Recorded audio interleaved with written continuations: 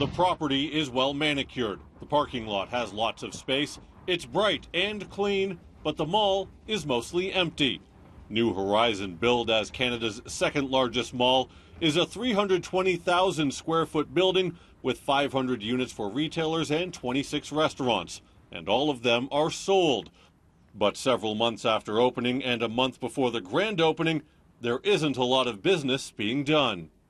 The question is, why would anybody go to that shopping center? I think it certainly needs that critical mass of retailers, and it appears to have just a couple that are currently open. So, I mean, they really shouldn't be open at this time without a better mix of retailers. What's unique about this business model is that the space is purchased outright, more like a condo, and then the owner can either set up a business or lease it. So there's not a lot going on here right now. It's the middle of the afternoon, and as you can see, there's really nobody here right now.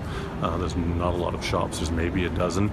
The people who are working there, frankly, don't look like they're having a lot of fun, and that's probably because there's just not a lot of people coming in here right now, and it makes you wonder what the future of a mall like this could be.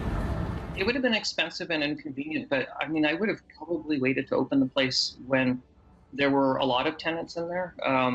You open something and it's not good, people are going to see this and that will be their perception. I mean, you only get one chance to make a first impression, right? It's modeled on what many consider the successful Pacific Mall in Toronto.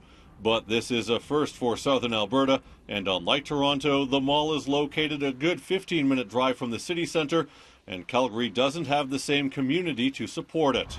Okay, so I just left. I spent about half an hour inside there, and there's maybe a dozen people in there shopping. I mean, it did just open an hour and a half ago or so, but it's only open for 8 hours throughout the course of the day, and there's not a lot of business going on in there. It's incredibly quiet.